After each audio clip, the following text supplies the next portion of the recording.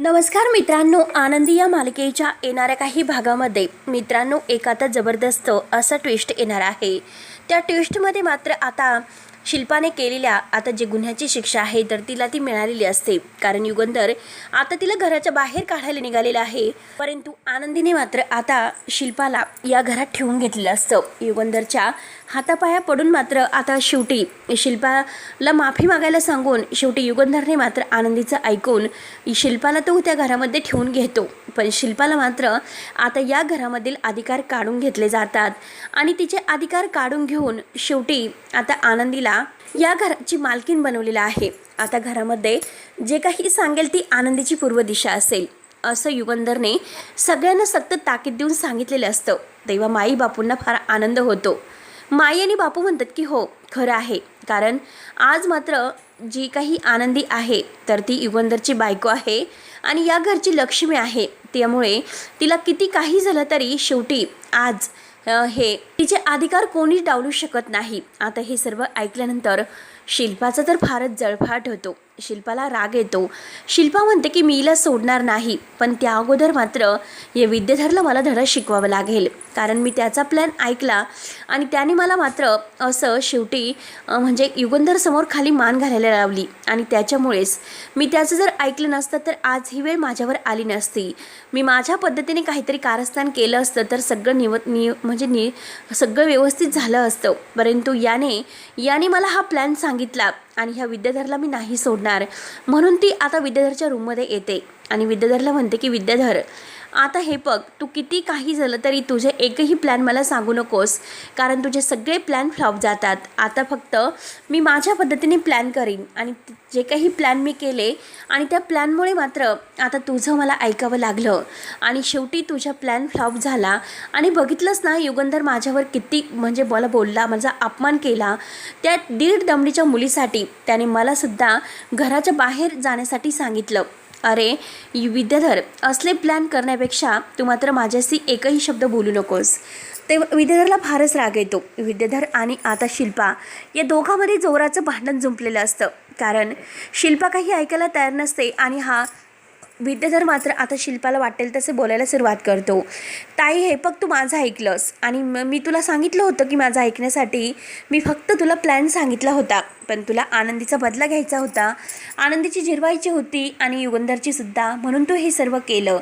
तेव्हा मात्र शिल्पा म्हणते की अरे नालायका, मी तुझं ऐकून हे सर्व केलं।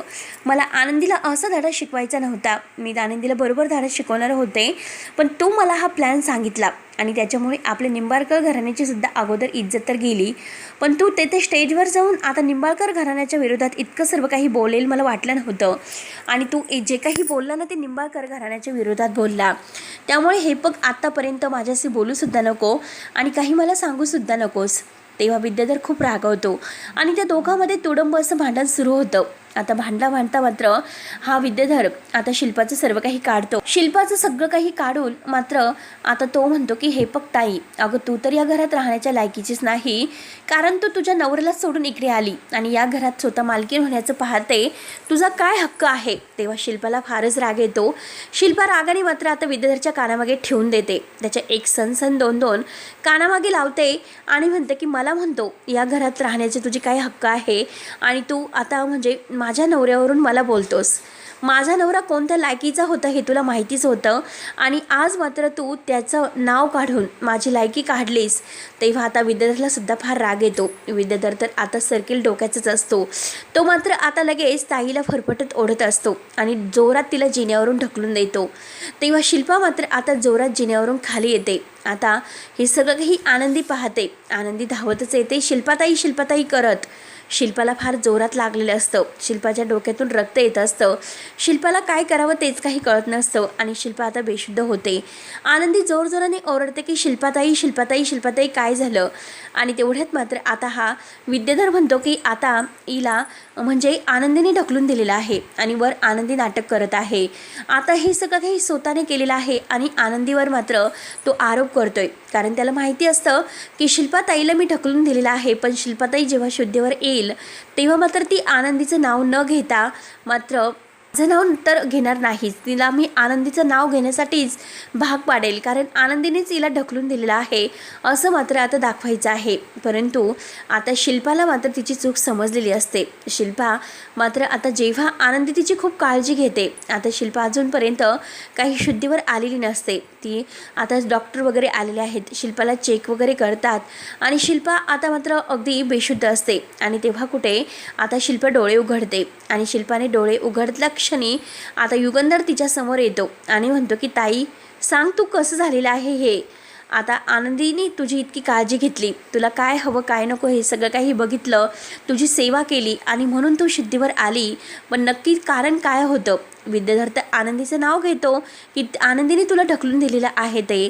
तेव्हा आता लगेच ही शिल्पा शुद्धीवर आल्यानंतर ती आनंदीकडे पाहतच असते, पण त्यानंतर विद्याधर काही रागाने पाहते, कारण तिला विद्याधरने ढकलून दिलेलं आहे माहिती आहे. म्हणून मात्र आता ती युगंधरला म्हणते की हे बघ युगंधर, माझी मी पडले, मला कोणी ढकलून वगैरे काही दिलेलं नाही. त्यावरती आता विद्याधरला फारच राग येतो. विद्याधर म्हणतो की येणे ह्या बाईचं नाव का घेतलं नसेल ह्या आनंदीचं, आणि का मात्र ती आता तिला ह्या सगळ्यातून वाचवत असेल. आता ताईला तर मात्र आनंदीचा फार राग होता, मग तरीसुद्धा ती असं का वागत असेल. तेव्हा आता आनंदीने आपल्यासाठी जे काही केलेलं आहे ते शिल्पाला सगळं काही आठवतं. शिल्पाने जरी आता डोक्यामध्ये राग ठेवला असला, पण तरीसुद्धा सगळ्यांच्या समोर मात्र तिला आता मोठ्या मनाने आनंदीची माफी मागावी लागते.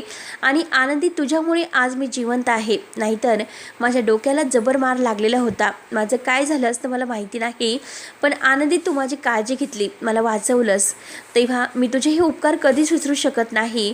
म्हणून शिल्पा आता आनंदीला घट्ट मिठी मारते. तर आता विद्याधरला हे नाही देखवत. विद्याधरला असं वाटतं की शिल्पाताईने आपल्याला फसवलं, आता काय करायचं. म्हणून मात्र आता लगेच युगंधर म्हणतो की शिल्पाताई, आता काळजी घ्यायची आणि रूममध्ये अगदी बसून आता आनंदीला काही ऑर्डर वगैरे सोडायची नाही. जे काही तुला लागत आहे तर ते अगदी मानाने आणि प्रेमाने सांगायचं. आनंदी कधीही तुझ्यासाठी तयार असेल. त्यानंतर मात्र आता शिल्पाचे डोळे भरून येत असतात. शिल्पाला असं वाटतं की आपण त्या मुलीशी जे काही वागतो ते चुकीचं वागतो, पण आता ती आपल्या भावाच्या बायकोचा हक्क घेत आहे आणि हक्क घेत असताना मी कसं सहन करायचं. एकतर युगंधरने तिच्याकडे चाव्या दिल्यात आणि त्या चाव्या माझ्याकडे म्हणजे एक मालकीने हक्काने असायला हव्यात. तर आता आनंदी मोठ्या मनाने ते चावे परत शिल्पाताईंना देते आणि शिल्पाताई, ह्या सगळ्यावर तुमचा हक्क आहे, माझा हक्क नाही, त्यामुळे ह्या चाव्या तुमच्याकडेच असून द्या. आता शिल्पाला म्हणजे आनंदीच्या मनाचा मोठेपणा समजतो. ती आनंदीचे हात जोडते आणि म्हणते की मला माफ कर, मी त्या दिवशी तुला असं म्हणजे तयार करायला नको होतं, मी जबरदस्तीने तुला हे सर्व तयार केलं आणि तुला तेथे स्टेजवर जावं लागलं. परंतु आनंदी तू खरंच खूप मोठ्या गुणाची आहे, वेळ आली तर तू सगळं सावरून घेतलं, परंतु हे बघ आत्तापर्यंत मात्र मी तुला खूप काही त्रास वगैरे दिलेला आहे, पण आता मी तुला यापुढे त्रास वगैरे नाही देणार, त्यामुळे प्लीज मला माफ कर. तेव्हा आता शिल्पाचे डोळे उघडलेले असतात. शिल्पा मात्र आता लगेच घाईने ह्या विद्याधरचं नाव घेते आणि युगंधर, मला ह्या विद्याधरने ढकललेलं आहे आणि त्याची म्हणजे त्याला लाज तरी वाटते का स्वतःच्या बहिणीला जिन्यावरून ढकलून देताना. तेव्हा आता आनंदी म्हणते की हे बघा ताईसाहेब, आता मी तुम्हाला कधीही आता या घरात एक मोठी बहीण या नात्यानेच मानत आले, परंतु मी तुमच्या मुलीच्या नात्याची आहे आणि मला जर तुम्हाला माफ करायचं असेल तर तुम्ही करू शकतात, पण या घरात तुम्हाला जे हक्क आहे ते तुमचे हक्क तुम्हाला असतील. तेव्हा युगंधर आता म्हणतो की बघितलंच का ताई, किती मोठ्या मनाची आहे आणि तुम्ही तिच्यावर आरोप करतात. या घरात समिताप्रमाणे आनंदी आहे, कारण आनंदीने आल्यापासून या घराला आपलं मानलं आणि तुम्ही तर या घराचे आपलेच होता, पण तरीसुद्धा तुम्ही या घराच्या वाईटावर निघाला. तुम्हाला म्हणजे मला खरंच लाज वाटते बहीण भाऊ म्हणून घेण्याची. आणि ह्या विद्याधरला तर आता मी घरात राहूनच देणार नाही. शिल्पाताईच्या जीवावर तो उठतो, किती काही झालं तरी मात्र आता मी तुला नाही सोडणार. म्हणून लाथेने तुडवत मात्र आता युगंधर त्याला बाहेर घेऊन येतो आणि घराच्या बाहेर चालतं हो, आता या घरात तुला राहण्याचा कोणताही हक्क नाही. शिल्पासुद्धा आता म्हणते की हो युगंधर, तू जे काही करतो ते योग्य आहे, कारण हा आज माझ्या जीवावर उठला आणि उद्या तुझ्यासुद्धा जीवावर तो उठू शकतो, त्यामुळे आता याला घरात ठेवून काही उपयोग नाही. आत्ताच्या आत्ता याला बाहेर बाहेर काढा म्हणून आता युगंधरने लाथा मारीत ह्या विद्याधरला बाहेर काढलेलं असतं. तेव्हा विद्याधरला आणखीनच राग येतो. विद्याधर आता अगदी तापलेला असतो की एकेकाला मी नाही सोडणार, मी प्रत्येकाचा बदला घेणार म्हणजे घेणारच. आणि आनंदी तुला तर नाहीच सोडणार, कारण तू या घरात आल्यापासून या घरामध्ये सगळे वारे उलटे व्हायला लागलेले आहेत. कारण तू युगंधरचे कान भरतेस आणि आता आमच्या विरुद्ध भडकवतेस. परंतु शिल्पा मात्र आता रागाने विद्याधरची गचंडी धरते. अरे आनंदीचं जाऊन दे, परंतु स्वतःच्या बहिणीच्या जीवावर तू उठलास. तुला जी वाटतं का काही, तू काय जे काही करतोस ते. तेव्हा मात्र आता आनंदीला म्हणजे धक्का बसलेला असतो की आता विद्याधरने धमकी दिलेली आहे आणि नक्की तो मालक साहेबांच्या जीवावर उठतो की काय. आता हा नक्की राक्षसी माणूस आहे, तो कोणत्या थराला जातो, काय करतो हे सगळं काही मात्र तिला माहिती असतं. तेव्हा मात्र आता शेवटी युगंधरने विद्याधरला बाहेर काढलेलं असतं. धनश्री हातापाया पडत असते, पण यावेळेस काही आता हा युगंधर ऐकायला तयार नसतो. तो म्हणतो की धनश्री यामध्ये पडू नकोस. आज तो शिल्पाताईच्या जीवावर उठला, उद्या तुला सुद्धा काय करेल माहिती नाही. त्यामुळे तू त्याची इतकी आता बाजू घेण्याचा प्रयत्न करू नकोस.